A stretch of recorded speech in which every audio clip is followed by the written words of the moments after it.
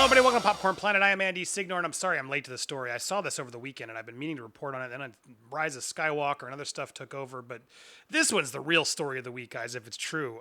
This, again, speculative, but coming from the Hollywood Reporter, so slightly less speculative. Not to say that they don't know sometimes what they're talking about. They don't. But this was fascinating. Apparently, Jared Leto, we alluded to this. We did a video, one of our live streams. We alluded to this, but now it's looking like this might be fact. Jared Leto fumed over the new Joker movie and attempted to try and block it, apparently, according to this report from Hollywood Reporter.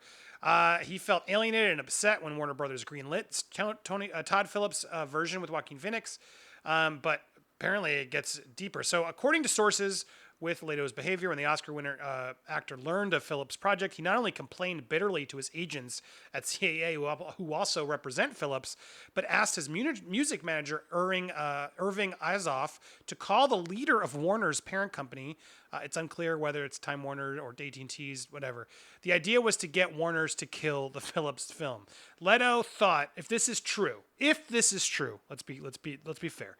He tried to get his agents to kill it, and then tried to get his music reps, because he's been 30 Seconds to Mars or 30, whatever his band is. Anyway, he tried to kill the movie. He tried to do what Hollywood people do. A source in Leto's camp denies that the actor made this request, and Azoff declined to comment. Azoff and Leto Jared Leto is right. They've since parted ways, him and this manager. He also has parted ways with the agency, so that's weird too. We had read about this before. It was just a one-liner in this that he thought that he was sort of misled along to have Warner strung him along with the promises of his own Joker standalone film, only to greenlight Phillips' version, which Joaquin Phoenix instead.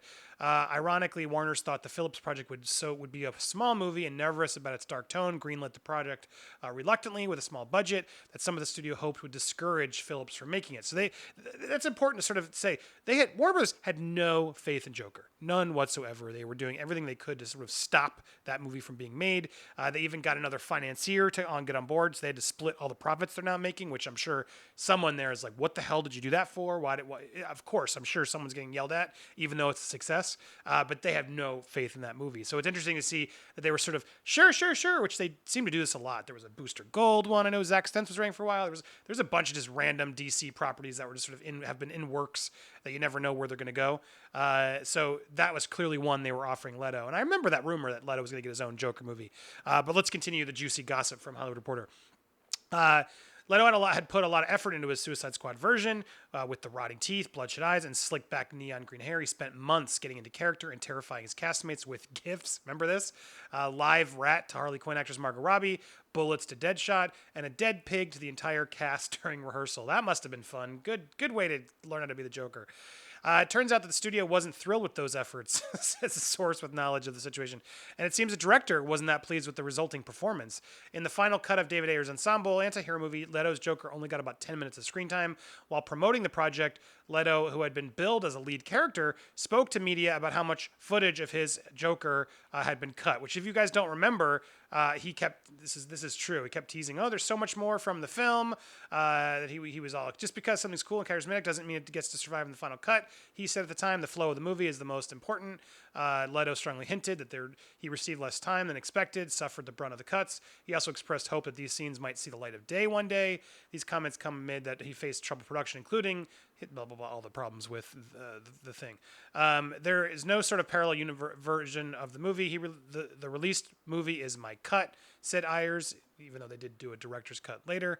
The end result, it's probably, obviously we know how this all worked out, but interesting, if you recall, Leto was out there sort of saying, there's a lot more to the movie. They just cut my scenes out. And to be fair to him, kind of sign up for a movie and then they don't really like it. It kind of all makes sense, right? Because everyone who defends him, and I don't have a problem with Jared Leto, I just think this performance was just not good. It was a good palate cleanser. We needed it between that Heath Ledger and Joaquin Phoenix. We needed like a really bad Joker to be like, okay, fine, I'm okay with Joker, but not that Joker. And then Joaquin could slide in and be like, all right, my turn to shine. But I think Leto's was just not the juggalo version with the damage tattoo. It was too much. So that would make sense if David Ayers and others were like, oh, cool, Leto, yeah, all right, that's what you're doing? Okay. And then he's realizing he's ruining the movie, probably in the edit bay, trying to figure out what to do. So I kind of believe that conspiracy theory a little bit, if I'm honest.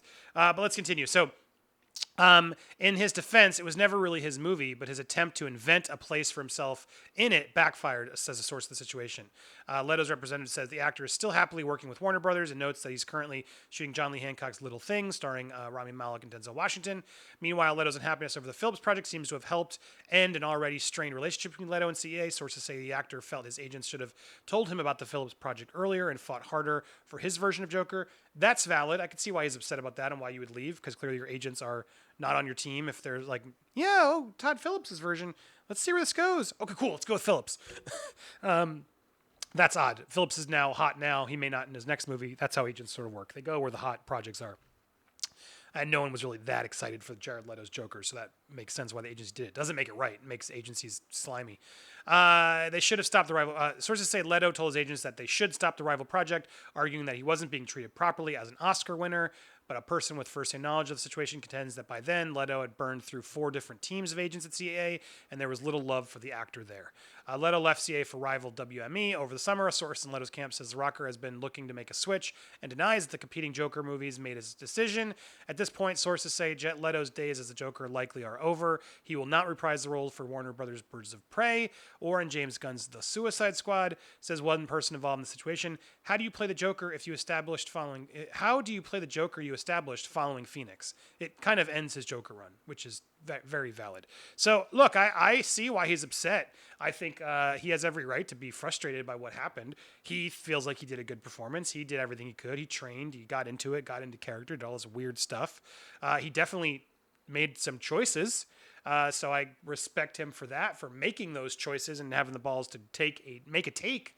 Especially coming after Ledger. He was the first real person and high-profile actor to all right, I'm going to take on the Joker. And in Suicide Squad, there was sort of the opportunity of all right, let's do the gangster version who's in love with Harley Quinn.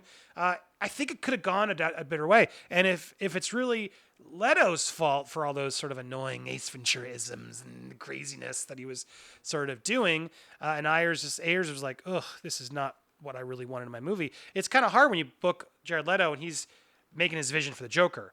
When you have a big actor like that, yes, there's collaboration. And I don't know, I'm speaking out of turn a little bit, but I just usually bring a big actor because you want them to do their take. And all right, cool, Leto, you're hired. Good, let's do it. Find your Joker. And then he goes and, what do you think? What do you think? And if you just crap on him, no, like that. Lose that. No. The whole time, the actor isn't going to be as invested in your movie. So, or you fire him, or you sort of roll with the dice. And clearly, Ayers rolled with Leto's dice and tried to find a thing there. And I think it's clear as they saw the dailies coming in and the audience finally saw it, it just wasn't working. And then on top of that, the movie was so all over the place and too many characters that to establish that Joker in the movie with Harley Quinn and force those little back flashes in as if there was so much going on. Like Ben Affleck's Batman's in Suicide Squad for a minute. Like it was like so much trying to be Marvel by oh cool, let's film these 4 other scenes so it all makes sense and it looks like we've been doing this for so many movies, and they weren't. No one was. Zack Snyder wasn't doing that in Man of Steel. If he had started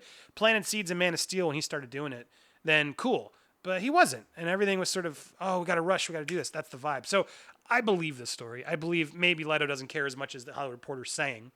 But it's hard to imagine he's not a little bummed by it all and frustrated. Who wouldn't be? I do support his frustration, but at the same time, as they even said, how would you follow up? At this point, he shouldn't express any frustration. He should move on. He shouldn't even say anything. He should be the better person. But it's left for us to assume he didn't end on good terms. And maybe someday he'll do an interview and go, yeah, I was proud of that take and move on. But it's hard to not see Joaquin Phoenix's version, which I'm sure he's watched. Why would you not? I would think actors, they're just ego. It's all about it. You'd think he'd want to know what happened. And he probably watched that admiring the performance, but also just frustrated in that, damn, why didn't I get that one? Could Leto have pulled off the Joaquin Phoenix one? That's an interesting take. Would he have juggaloed his performance as much if it wasn't for Ayer's script and notes and sort of ideas? Whose fault really was that portrayal? It's a good point. I don't know. I'm speculating here. But if Ayers is sort of going on record saying, I wanted to try and cut him out, is that him saving face? Who do you think's at blame for that Joker? Or do you love that Joker? Tell me down in the comments below. Hit me up on social media. As always, trying to get more Instagram love there because I'm going to be doing some live streams and cool stuff there. So if you're on Instagram, please go to Andy Signor. Follow me there. Drop me a little note. Say you're there. I'll wave back. Let's have some dialogue on movies. And this Thursday, another video club, T3, The Rise of the Machine. So stay tuned. Please subscribe. Hit the notification bell. All that jazz. And I'll be seeing you soon. Thanks, everybody. Bye.